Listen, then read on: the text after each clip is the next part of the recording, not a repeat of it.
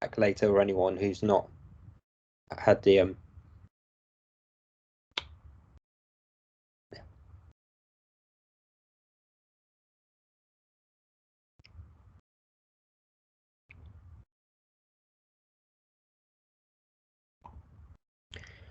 Okay, so welcome everyone to BCU. Finally, it feels like a very long time it's taken between some of us having the hackathon. Some of you I interviewed, some I believe even last September or October time, getting ready for this. So it's really exciting for us to be here doing the induction, starting your MSc Artificial Intelligence altogether. Okay. Now, on a normal induction, we talk about things like the teaching team, the timetable, the nitty-gritty, the boring stuff, assessment regulations, academic misconduct, engagement expectations. All of that stuff is just, as far as I'm concerned, a bit boring, and I'd rather talk about interesting stuff. So we'll be talking about whatever we want to talk about, getting the induction, making sure you're all ready and prepped to go, and then I'll just ping some of that other stuff over to you later on in the Teams chat. Okay. Teams is going to be our main ecosystem really for communicating. There's the general channel. Each of the modules will have an individual channel on Teams, on that Teams site. There's an exercise support area that's just for students. So if you're struggling with a problem, stick it in there and someone else may be able to help you with that. Okay. And then there's going to be group activities and things going on, and individual things outside of the normal curriculum. Anything we do like that will be going in there too. So that would be a normal induction, whereas we're more celebratory, very excited to get going, really. This is a bit of a unique program and course and way of teaching and way of working at BCU, and we're really excited to get going with you guys. So, as you'll probably be aware, there's a big involvement from the Office for Students in terms of this course, so I really want to highlight that early on. The Office for Students, along with the government, have worked over the last years doing a lot of studies and realised that there's just this major structural imbalance in the UK and internationally in AI and data science.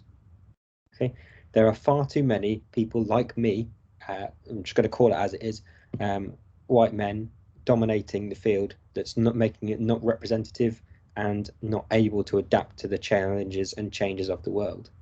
Okay, and it's creating huge structural imbalances and problems and perpetuating difficulties in society. As part of this, the Office for Students created a fund, and we were very fortunate enough to be awarded funding from that. So we've managed to gain scholarships for some female, Black and disabled learners, and there are 15 of you in this cohort who've managed to achieve scholarships. They were very competitive, so those of you who weren't fortunate enough to be awarded them, I am sorry, and if there was any other funding source, I would have looked into that, and we'll keep that in mind going forwards.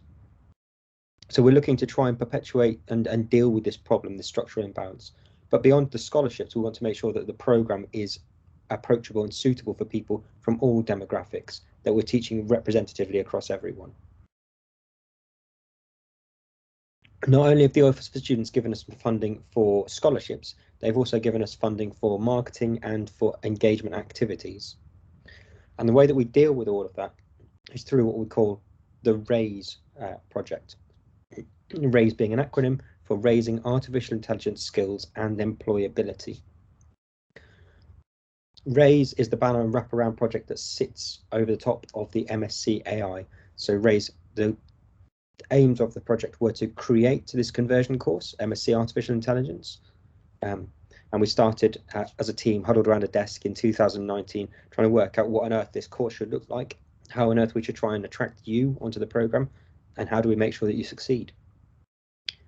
So the aim of the project was to produce about 90 professionals skilled in AI up to September 2023.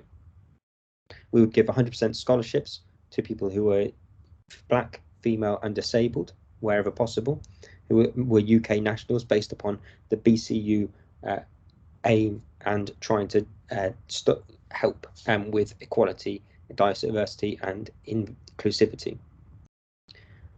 We wanted to create and co-create an excellent curriculum. So we didn't do the normal academic thing of going, what modules would make a good curriculum? These. What assessments would work? Those. Job done. We started out with what we thought might be a good curriculum, huddled around a desk, based on our experiences from online learning, in-person learning, from industry, and from research projects. We then took that course that we planned out to employers, to big companies and small companies, some of our industrial network. We went to former students from other courses and potential students for this course. And we crafted this new curriculum that changed quite a bit from what we thought was a good focus to what we believe is a brilliant course now. We're really quite proud of the way that we have set this course up, and it's become a trailblazer really within BCU and an example of good practice for how to create a good curriculum that works for students. That's not to say that it's going to be easy. There are going to be plenty of challenges along the road, but I guarantee that you're going to learn and enjoy parts of this course incredibly.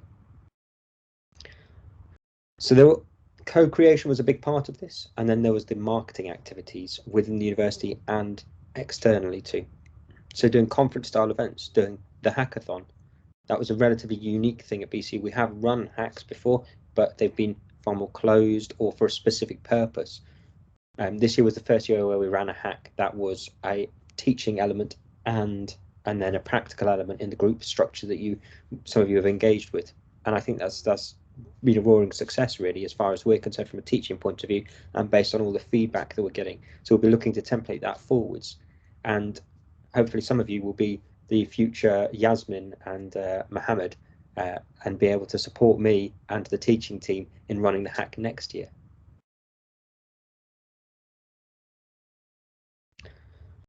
So the focus of this course and of this whole project is that technology companies have a greater diversity of food than staff, and we need to sort that. Number one. I've put a quote here. There are a huge swathe of things that we could quote and frame and things, but this one was one I wanted to highlight, that we have a structural problem, not just in AI, but in general, in power, in leadership, and we need to make sure that we're equipping you all with the skills, not just to deal with technology problems and AI, but also to be able to lead later on in life as well. Okay, and that'll be part of your ongoing lifelong relationship with us at BCU. It doesn't stop when you graduate. Okay, you can be an alumnus, you can engage with us in research projects, in future training, and get our advice whenever. Okay, so Matt Hancock, the former health secretary, was asked why it was okay that there were no black MPs in cabinet, and his response was that the cabinet had diversity of thought, which the more I think about it, the less I understand what that actually means. But we're looking to try and deal with those issues and to sort that. So, having said all of this and framing all of that, I might appear to be the wrong person to be leading this course, but as I say, I'll call it as it is. So I'm Dr. Ian Rice. As a way of introduction, I did a business and maths degree at Aston University, set myself on a nice clear trajectory to become an accountant, did a placement year in accountancy. By the end of the year of that placement, I hated accountancy, and very quickly I had to scrap around to find something else to do. So in my final year of my maths and business degree, I got into predictive modelling, and that then led me onto a PhD program with one of the lecturers that I was working with in that module. So I did a PhD in machine learning and mathematics applied to the sonar, so the underwater domain in the defence industry. So finding fish and underwater enemy targets and things, and ideally trying to secure our borders a bit more. After a couple of years of doing that, I decided I wanted to get out of the defence industry, because you end up having to make decisions and being part of projects that you may have ethical qualms with. And I jumped into healthcare. So I worked with Birmingham Children's Hospital and worked with the clinicians there on the intensive care ward and a couple of cardiovascular wards. And based on some sensors that have been provided from a company that we were working with, we created algorithms to try and predict which children were likely to get better or worse. And we managed to get about 12 hours advanced prediction on things like heart attacks. So after that, I decided I needed more teaching experience. So I left Aston Uni and joined Arden University, who you've probably heard about by now, based on either TV ads, their internet or social media profiles and things. So I joined there and became a postdoctoral teaching fellow and learned how to teach online effectively, how to set up materials in multiple different ways, and to teach people who are working full-time and studying at a much slower rate, but on a part-time basis, and engaging people internationally. I got into academic management there, so I learned how to manage a course, how to manage a team, how to manage a school, and that took up a lot of time, and it pulled me away from teaching and away from research, and I got a bit fed up of it in the end. So I decided I need to drop down, and instead of doing all that management stuff, I came to BCU as a senior lecturer to teach and to do research and to just have some fun and enjoy my job a bit more. The first day I joined, I was asked by our head of department at the time, Mohammed Gabba, who is one of the top scientists in the world in AI and researchers. So he said, there's this project, there's a group that we're looking to bid for the OFS for some funding based to do with AI. Do you want to come and have a look at this meeting? So about between 4 and 6 on my first day at BCU, I was sat with Mariam, who you'll get to meet in a second, Atif, who's the principal investigator or the lead for the RAISE project, and a few others from the entrepreneurship team. And we were trying to come up with this course. And from day one, it's been something I've been really passionate about and excited about. And I've loved seeing the students come through after their first year, doing their projects, how much they've learned and grown over the year, and to see where they're going. So that's me in a nutshell from a career and an academic point of view. And that's why I believe I have the experience and skills to try and lead this course and to support you. Okay. We've got Mariam, fortunately, we're here joining us, who is the deputy course leader. So Mariam, do you want to introduce yourself? Yeah, thank you very much, Ian. That has been a very amazing straight talk.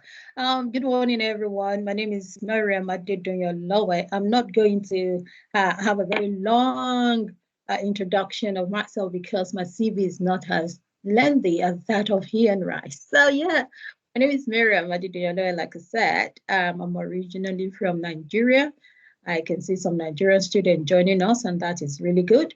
Yes, I got my BSc from University of Portsmouth, and I moved on straight on to have a PhD because I graduated with a first class from University of Portsmouth in computing. So I moved to do a PhD from University of Portsmouth, but later moved to Robert Gordon University in Scotland, and that is where I finished in 2015.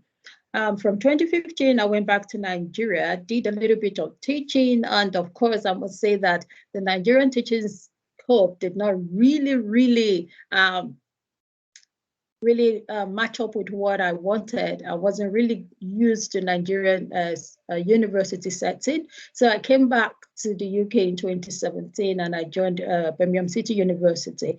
And the moment I came into BCU, in fact, I was literally put in the middle of an ocean. I mean, say that these are the modules, get it done. They gave me brand new modules.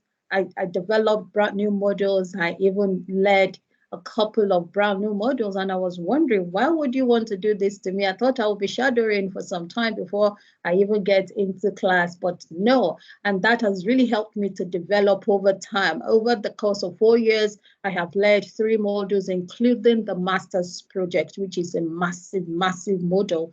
Master's project is what you get to do when you finish your course at the end of 12 months.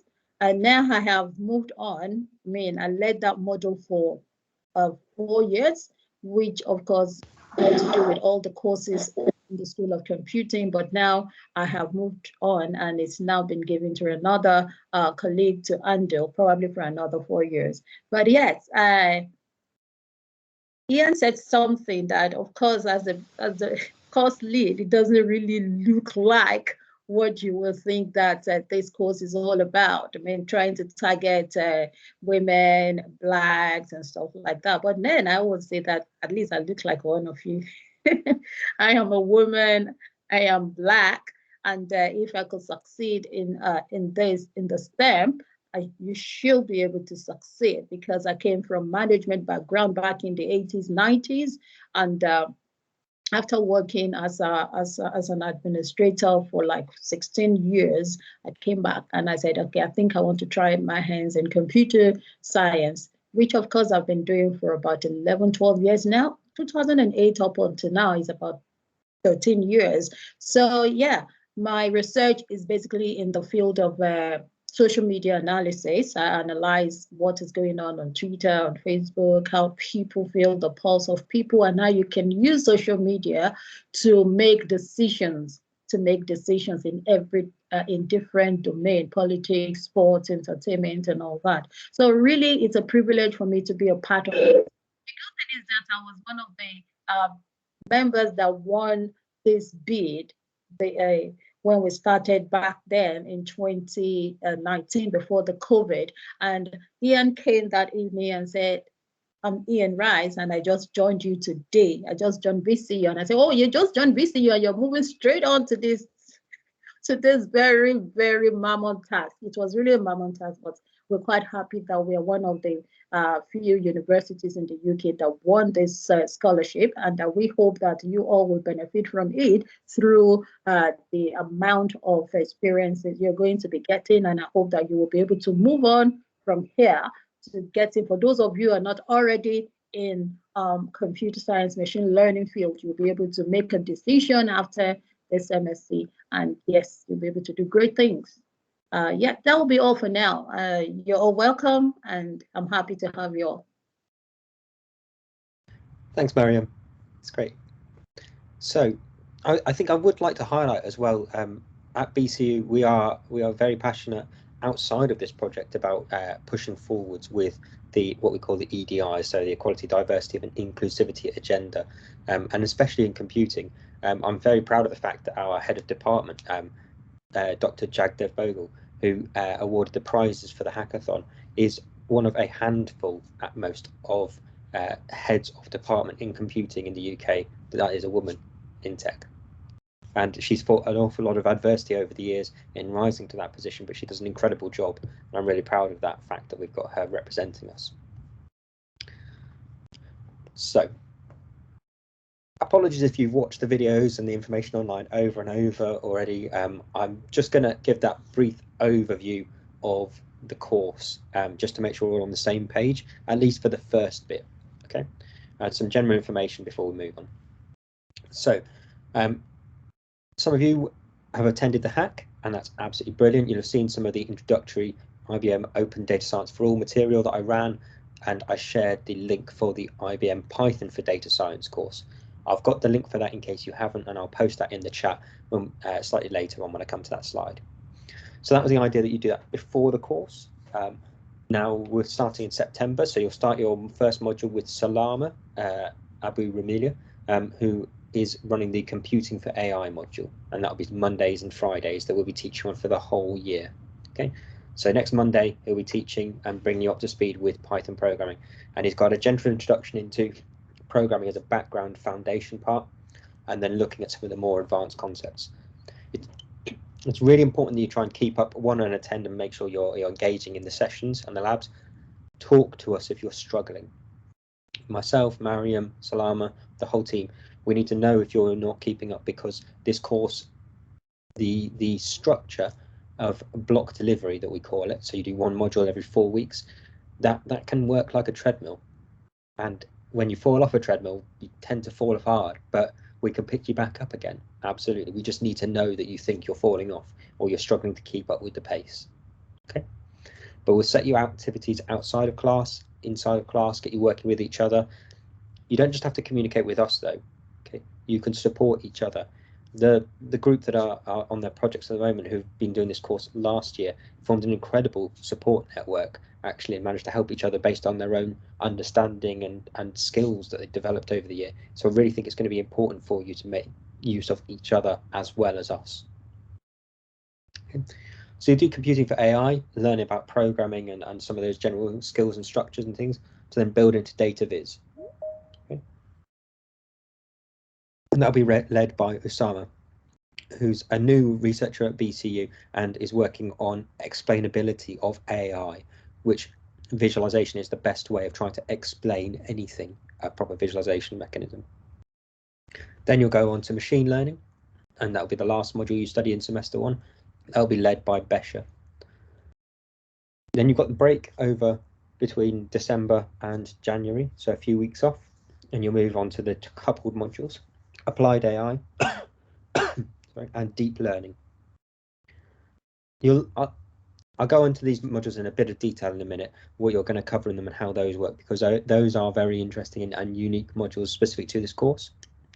And then we finally got impact of AI, where we look at the ethics and the horizon scanning aspects and how to subsume all of the information to run our own pipeline AI project in industry. Then you've got your dissertation project, and Mariam introduced that briefly, and she has run the dissertation project for all of the master's students, which is a Herculean task, making sure that everyone is submitting, working on effective projects. And there are several different routes for that. Either you come up with a project, you look at our list of projects and you choose one, or we pair you up with a company. Though the industrial projects are far smaller in number, but we have some strong links at the moment, and I'm trying to build those out and grow those out over the next year to make sure that we've got plenty of opportunities for you coming up to that. Okay, if you're on the placement version of the course, then your placement will take place there. So that's the general structure of the course. Now, it's important to note that we're not doing assessments in the traditional way either. So you'd typically be following this structure with like a 12-week module delivery. So we do weeks, and build up the content. You'd build up and have some feedback on what you're doing, and that would grow bit by bit. And you'd have an assessment, one dropped here, week 6, one week 10, one week 12. Rather than doing that, we're using this more block structure with 4 weeks, but we're going to be giving you feedback constantly. So any of the work that you're doing, submitting, getting checked, we're going to give you structured feedback on that and make sure that you're building up yourself. The assessment will be introduced early in a module, not on the first day necessarily, but it's going to be introduced early enough for you to start working and understanding what you need to do for that. If you think you could benefit from understanding how to read an assessment brief, how to understand a marking rubric, then absolutely we can sit down and do that with you. And that may be something for an outside of module thing, but just the skill of being able to understand what's being asked of you and how you can get the marks that you want. Okay. We need to make sure that there's some expectation management here. I'm always surprised at the master's level, especially at BCU, more so than other institutions that I've worked with. There is an expectation by students that you're going to get a distinction or a merit on your course. So a distinction would be 70% plus on average, and a merit would be 60% plus. Okay. There are two things I'd like to highlight about this. True distinctions at the master's level are very rare. It is really difficult and a step up from undergraduate study to consistently score above 70% in your modules. Okay, so if you're just coming on expecting that to be the case because you might have done well at undergraduate, I just want to put a pause on that and say, look, absolutely great, that is a good target if you want to go for that, but that is a real challenge. Okay, and you may be really disappointed after your first assessment is done if you don't get that 70% mark there. So I think we need to rein in expectations and think, you know what, it may sound a bit bad, but passing is the target first of all, and then you build on that. The second thing I would say about that is I've only ever known one person who listed on their CV that they got a distinction in their masters, and they got it from Cambridge, and no one cared. No companies care what grade of masters you get generally. They care that you've got a masters, and it does say a bit about you if you're trying to be snobbish and saying I got a master's distinction. It depends on the message that you want to give. Okay, so those are two things that I wanted to jump in and say about expectation management there. So some detail then on the modules. Semester 1, we're doing computing for AI with Salama. So that'll be creating efficient code to handle data algorithmically for statistical analysis. So we're talking about Python, data types, databases, algorithm fundamentals, and some examples of algorithms. We've got search and sort, and I think you're going to be doing some decision trees, which are really nice but interpretable algorithm and an AI system for doing classification or data understanding. So the assessment for that, and Salama will go into more detail about this later on, but you've got a portfolio and a user blog. Okay. Then we've got data visualization. That'll be led by Usama Zidan. So you're going to display and explain data appropriately supplemented by statistical evaluation. Okay. So you've got visualization types and theory. And I said this in the hackathon and in the other material and the sessions that I've done. We are going to go back to basics here and go, this is a bar chart. And you're going to go, oh, I know it's a bar chart, great. But we're going to, no, this is a bar chart and this is how you create a good bar chart. So thinking about the color choice of axis labels, axis scaling, if you want to hide a message in there, if you want to make sure it's absolutely robust and transparent what's going on in there and how to deal with that. We're going to be talking about dashboarding, a bit of mathematics in there. Generally, we try and limit the mathematics on this course just because we've got enough trouble trying to make sure everyone's upskilled in Python. Okay. But if you're interested and really want to push ahead and understand the mathematics of what you're doing, then we can arrange some extra sessions and some discussion around that. Data cleaning and inferential statistics and data storytelling and reporting. For the dashboarding, we're going to be looking to use Click, an online dashboard building software system that's cloud-based and used by very large companies internationally. As far as the assessment goes, you've got 6% of the marks are made up by a group data storytelling video. So you're going to get given a data set or find a data set, and then as a group, delve into that data set, create a dashboard, and tell the story of that data. 40% of the marks are then an individual essay where you critique another group's data storytelling video. So we'll give you someone else's video and you critique that based upon the design principles. Okay. Then we've got machine learning with Besher. So you can analyze data sets statistically using linear and more basic models. Okay. So things like probability theory, clustering, that you may have heard of, linear regression, so nice straight line fits, and quick, easy, simple models that are interpretable still. And then that assessment is going to be 100% performing exploratory data analysis and implementing machine learning techniques to evaluate a data set. So it's a report. Okay, and that'll be due in January.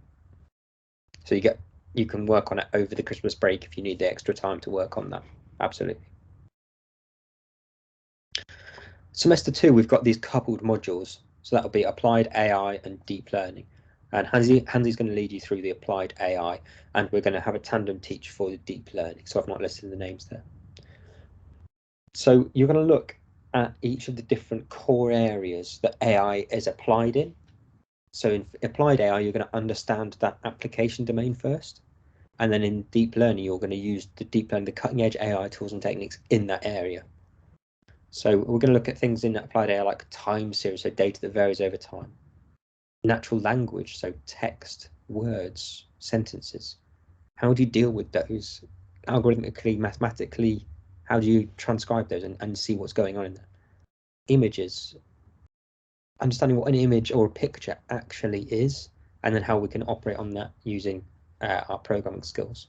And then we'll start to build into deep learning and optimization, so making sure the models that we create are working effectively and robust.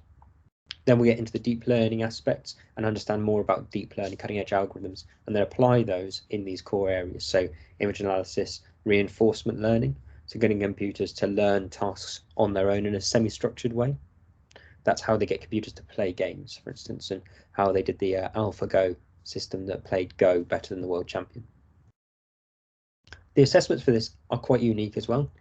So there's going to be 8 assessments, 1 per week, and it's not going to be due in that week. So if you need extra time, that's okay, but we will be moving on each week to a new application domain. So it's good to try and keep up with them.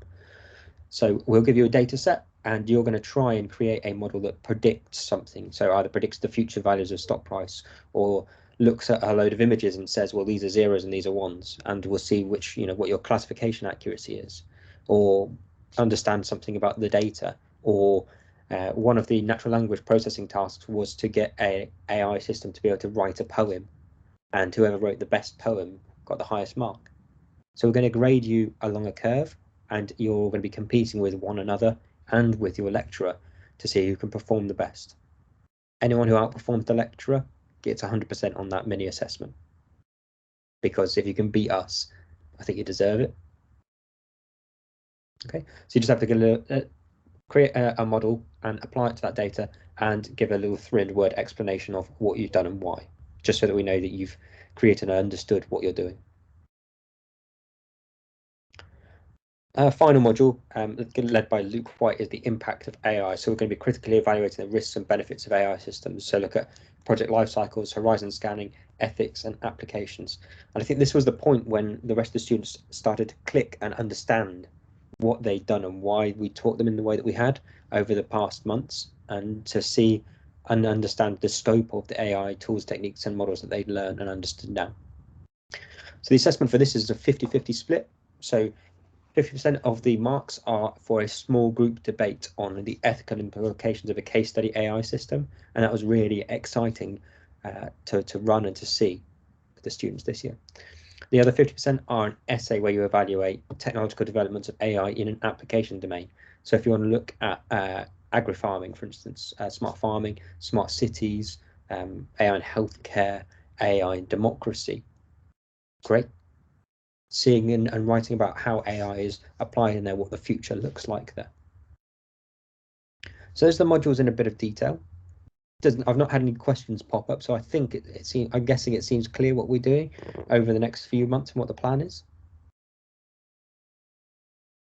Okay. Now, one idea that I'd like to pilot here for this course, and I would like to see what the interest is from yourselves. We've not done this before, but I think it would be really good if we could have, alongside our teaching material, our labs, our exercises, everything that we think you need to learn and the way we teach it, I'd like to create the unofficial course guide. And by unofficial, I mean student-led. So a set of either documents or reading materials or videos, slides, lab, Python lab books, collab notebooks, whatever, a collection of material that is the course guide from the student point of view, where you explain back to us and back to the future students and to each other what it is you've just learned in that lecture and what that looked like, how you understood that and how you can apply it, and maybe create some exercises along with that. So an actual course guide that's from your student view of what you're being taught and why. We can help give extra material, exercises and things that you can put into that, and check it to make sure it's okay. So I'm looking to gauge interest from that to see if people are interested in contributing to that, in taking part in that, or if you want some more information or ideas for a plan. Typically, when you've got a book or a collection of material being created, you would have an editor, so someone who would put that together and check for robustness and continuity and things. So I think what we would need is someone to volunteer to be an editor, or a couple of editors, to make sure that it's all collated in a safe and secure place, so that it's backed up regularly, that all the material is put into there, and that you're keeping up with all of the material, mirroring the lecture slides and things. So if anyone's interested in being the editor of the unofficial course guide, absolutely, we could put that in place and give some support there. It would be something brilliant to put on your CV as well.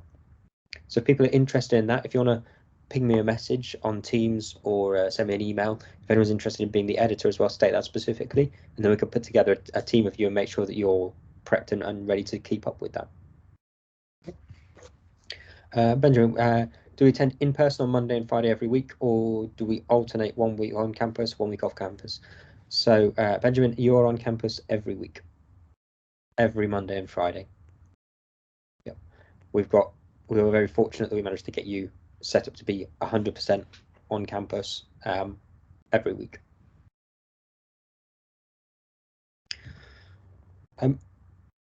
So I think it's important to just have this slide up. I'll gloss over it because this session is being recorded. The slides will be in the Teams site, so you can go back to them if you want to. But if you've got any big issues that you need to talk to someone about, they're generally listed here. So absence is an important one. If you can't attend a class, please report it via my SRS. But by attending, we understand completely that people do get ill or there are outside commitments that prevent you from coming into campus, but you might still be engaging with the sessions. Absolutely. You might be self-isolating due to COVID. Okay, so what I would say is you don't have to report an absence if you're joining online. If you're a UK student, if you are an international student, then you will have to report your absence even if you're joining online, or have to report that in some way because of our visa reporting requirements. But drop me a message if that's a problem, or if you need to discuss that further. But the plan is that every session that we run, there will be a stream of that going online for people who just can't be in the room at the time. Okay. Any course administration issues, then you've got an email address right here to click and send that to. Okay. The library is open, and I believe they have a copy of all of the books that we've got as core text and a range of other books in the general fields as well. Any emergencies on campus, call security. They're a great team, and they're to support you with any kind of emergency, medical, law, or security risk. Okay. If you have an urgent problem though, call the NHS for free on 111. Or if you've witnessed an emergency incident, call them on 999. Okay. Whilst you're at BCU, there's a load of other things that sit outside of the taught material, and this is the stuff that I really strongly encourage you to engage in. If you're managing to keep up and doing okay on the modules, get stuck in and do a load of other stuff.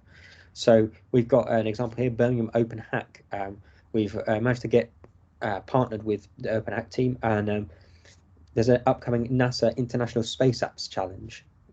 So the Open Hack was founded in 2019, and it's trying to build tech skills and activities and just fun really in the area. So it's a global hackathon happening in 2021, where we're celebrating 10 years of annual events. So it'll be on the 2nd to the 3rd of October. Participants of all ages and skill levels are encouraged to participate. So to register, just go to this openhack.tech if you're interested. Okay, there's more information on that website. You'll get to connect with industry professionals, showcase your skills and talent, take time out and learn. And you get to have fun too. All good? So the next thing I need to mention to you is about tomorrow. So I'm just going to drop a link in the chat there for you to go on. This is the STEAM Bites event. So this is a day where there's a multiple set of different presentations about research, about the STEAM agenda at BCU. So science, technology, engineering, arts, and mathematics. So art may seem like it doesn't quite fit in there, but we think it really does, and it has a lot to offer the rest of the STEM traditionally sort of areas. So there's a whole host of different STEAM activities going on. I'm actually chairing a panel on AI and applied AI, where we're looking at different applications of it, how people got into AI. And Hansi, one of the lecturers from the course in semester 2, will be on that panel, along with a couple of other researchers who are using AI in some really unconventional but fun areas. So click on that link to register to any of those sessions. They're all going to be run online through Teams and streamed. I believe they'll be recorded as well, but yeah, have a go. We've got a question from Marius. Are the lectures going to be recorded? Absolutely, yes. We're going to try our best to record everything. Teams is about 99% reliable in my experience, so everything should be recorded. There is a chance the recording may fail though, so we have to be conscious of that, but it is very reliable generally. Okay. I have to mention as well the BCU CBIS September Challenge. So you've probably received some emails to your BCU email address about this, but on the homepage for the course, there's a set of activities that you could go and do if you want to get stuck into the BCU family. Okay. And one other thing I wanted to mention was about writing skills, because you are going to be writing reports, blogs, essays and things, and you might think, I already know how to write. Take it from someone who's written academically for a long time. We all need to improve the way that we write and to build up our writing skill, and it is not easy. Fortunately, Dr. Atif Azad, who runs the RAISE project that sits over the top of this MSc, has created a great online course for powerful writing. So you just have to click this link here, and I'll paste that and share that into the Teams site as well. So it's a set of 5 minutes videos, so 5 to 7 minutes, and you can watch one a week and just build up your skill bit by bit, and it'll teach you some great, tips, tools, techniques, ways of easily adapting the way you write to be more powerful in what you write. So, last couple of slides just before we go for the Q&A. I think it's important to understand what makes you an MSc student, and this is something that's often not understood by people starting an MSc. So yeah, we're going to teach you technical skills, we're going to push you in AI and things, but what makes you an actual master's student? There are two core things, and I've completely nicked these off of someone that I used to work with, who taught master's students for decades. So he said there were two core things that meant you were a master's level academic: criticality and an understanding of praxis. So criticality might be, say, starting with a question, and it's a silly question, right? But what's heavier, a ton of bricks or a ton of feathers? So you might say, a ton of bricks and a ton of feathers, they both weigh a ton, so they weigh the same, right? Well, with a ton of feathers, you've got to carry the weight of what you did to those birds.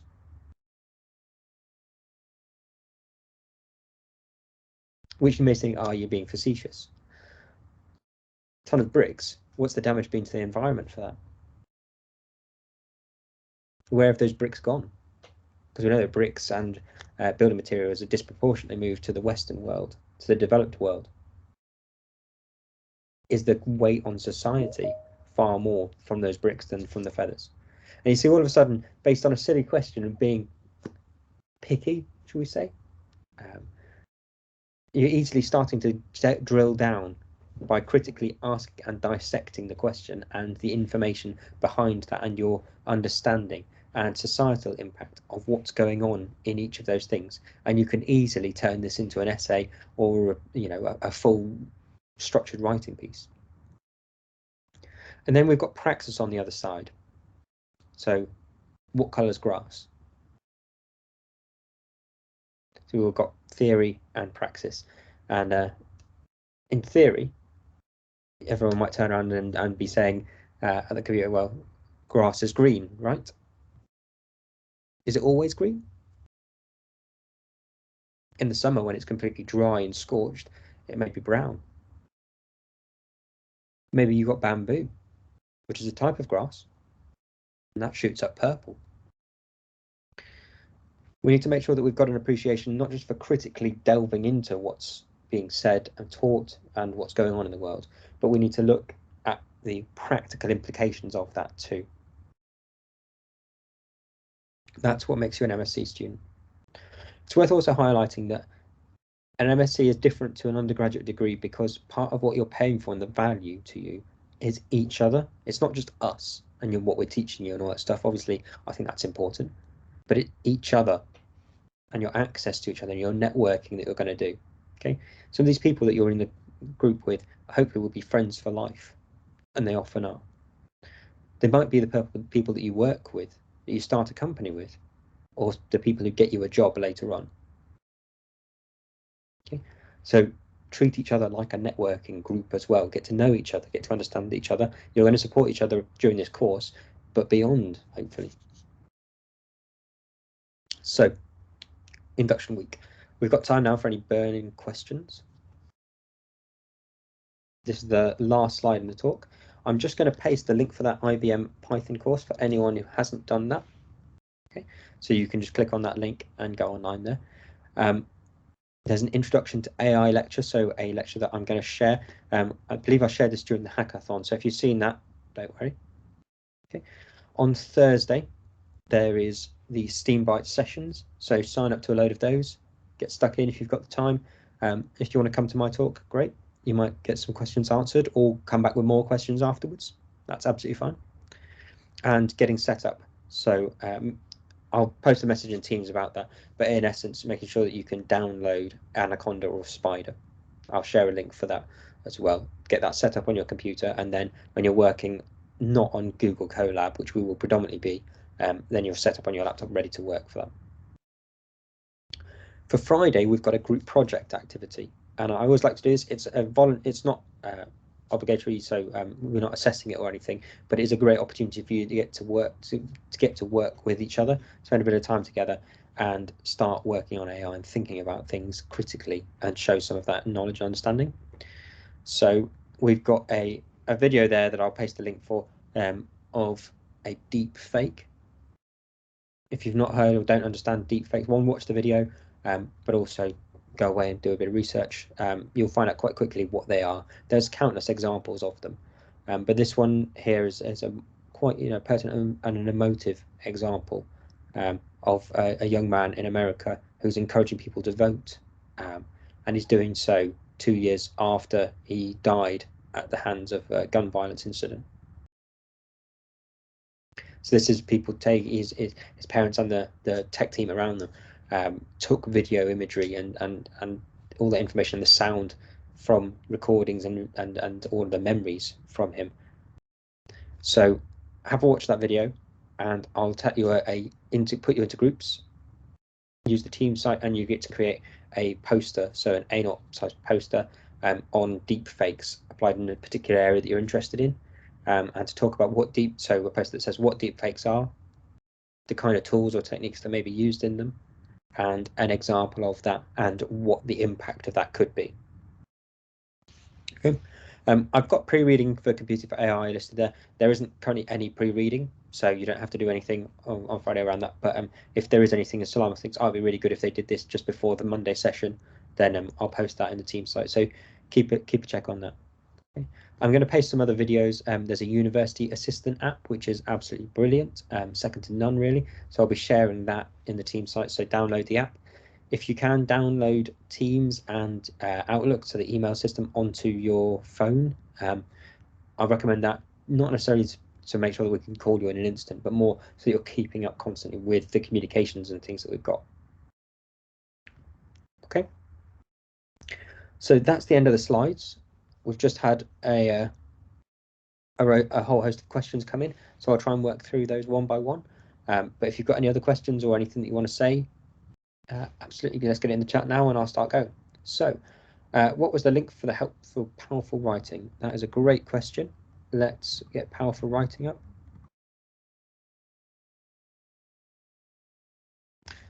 Tell you what, I'll just get the link, go out of the presentation and do it that way.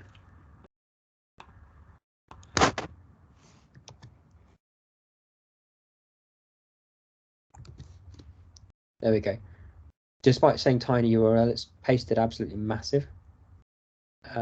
Okay, so will be dedicated time slots in the week for support sessions about material covered in seminars and labs, and will they be available via Team Core? Lawrence, great question.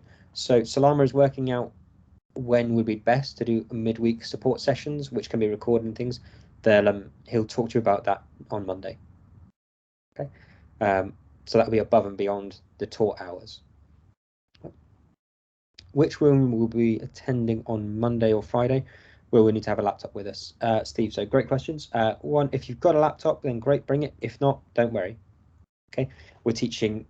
The seminar will be taught in a room where you won't need a laptop, but if you want to make notes on one and have it out, great. And then we've got computer labs scheduled for the more practical sessions. Okay. Are personal tutor sessions with yourself or module leaders? I had an update. I should have one at 11, but no info on where or with whom. That's a very interesting point, Benjamin. I might need to run away and go and find out about that, because I'm not aware of personal tutoring setup for postgraduate students. So if you've got a session at 11, great, go along. I'll find out what's going on there and come back to you on that one. If you have, then it's likely that everyone should be allocated to personal tutoring. We'll find out about that. Okay.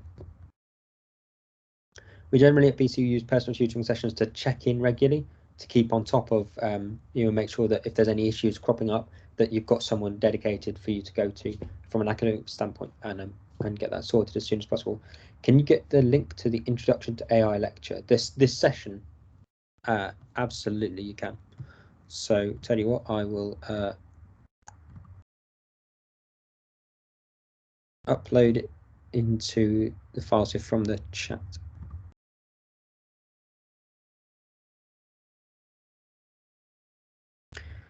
And after the session, it'll have the recording saved here as well. There you go. So you can just see it in the chat. You can download that.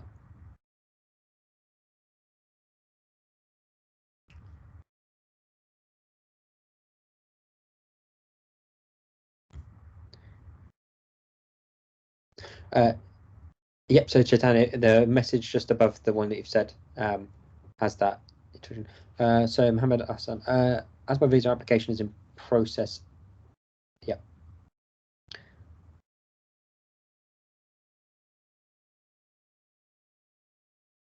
So great questions, Mohammed, and probably on a few people's minds. I completely get that getting into the UK is not easy at the moment, and that there will be delays. So that's why we want to make sure that we're streaming sessions online. Now, as for your enrolment, it may present an issue, so check in with the admission and the enrolment process. Get in touch with CDT reception. I'll post the email address actually now. So CDT reception at bcu.ac.uk, because enrolment is it's not really an academic or a course issue, it's a general BCU issue for you. So they might be able to clarify and say if there's anything that you can do along the way, but we will have everything streamed online wherever possible and recorded for you to go to and to watch and all that. So that should, yeah, you should be fine from a course point of view, and we'll do everything we can to make sure that you're kept up to date and covered from that point of view. It's just if the university has any requirements for you from a visa perspective.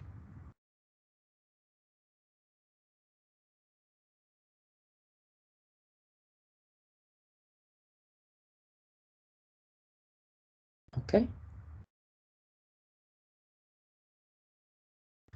So it seems we've run out of questions, which is nice. That was quite quick. Unless someone's typing a really long question. So just to reiterate, next steps. So if you haven't already done it, go on and do that IBM Python course, the Python for Data Science. Have a look at that Powerful Writing course as well. You can do the first one of those this week. And your the session today, have a look back through the recording if you need to, if you want to get any more information. Tell you what, I'll just get that Introduction to AI lecture. I believe here we go. We've got the YouTube video there on from Armin Pistoshian introducing AI and framing where that sits and what the future of AI might be. A really great lecture for an hour. So just stick that on and try and soak that in a bit. Okay. Now we're fully enrolled. Where do we collect our student ID card from? That's a great question, Steve. You should receive an email from that once the enrolment's all sorted. If you don't, email cdtreception@bcu.ac.uk. Robert Smith, how do we get access to the Python course? So when you click the link that I shared, I'll reshare it, the cognitive class one. There you go. So if you go to there, you should be able to enroll and just start that course. It should be quite clear from that page. Joshua, after this online induction today, is there another session after? So there isn't a booked session afterwards. We're all done as far as I'm concerned, but if you've got anything in your diary booked, then head along to that. Okay, and I can see we've got a hand raised from Balin. I will apologise, everyone. First of all, I know we've got a year together, and I will try very hard to learn how to pronounce people's names. But I am going to slaughter some of your names when I try and say them, and I'm sorry up front about that. What's worse, I'm an Ian with two eyes, so I get it. It's annoying when people don't pronounce your name or don't read your name properly. So apology up front. So Balin, do you want to go ahead with your question?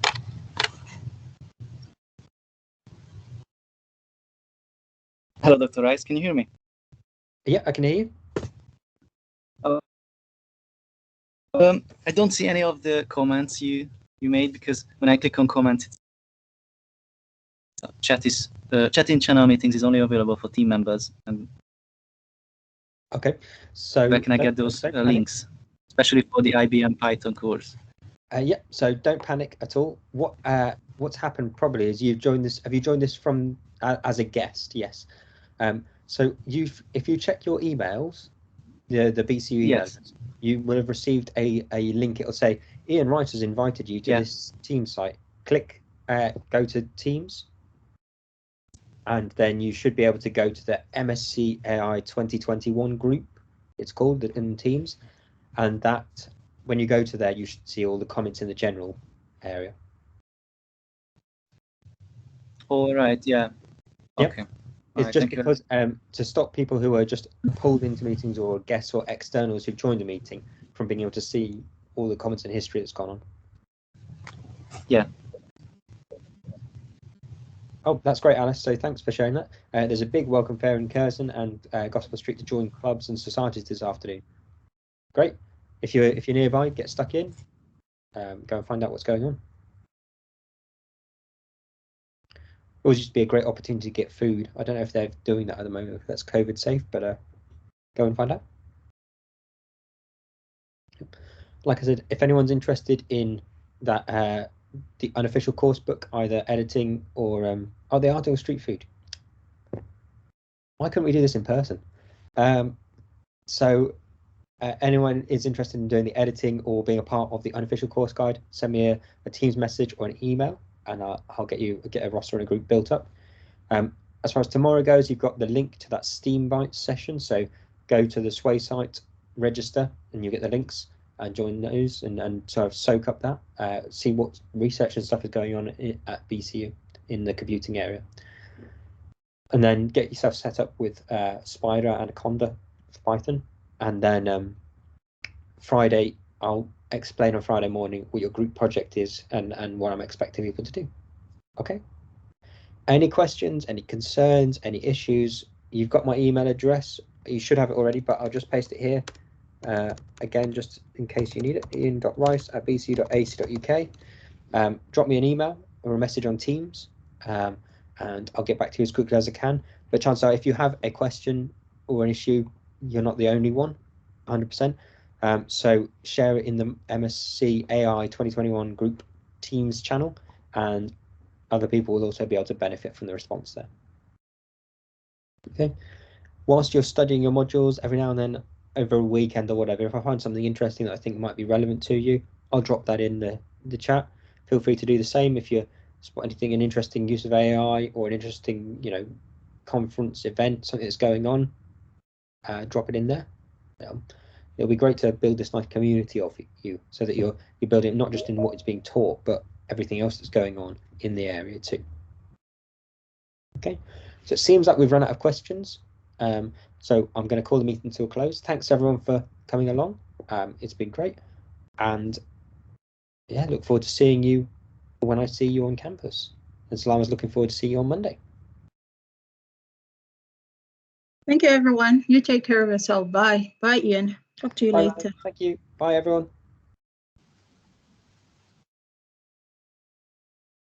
Bye. Bye.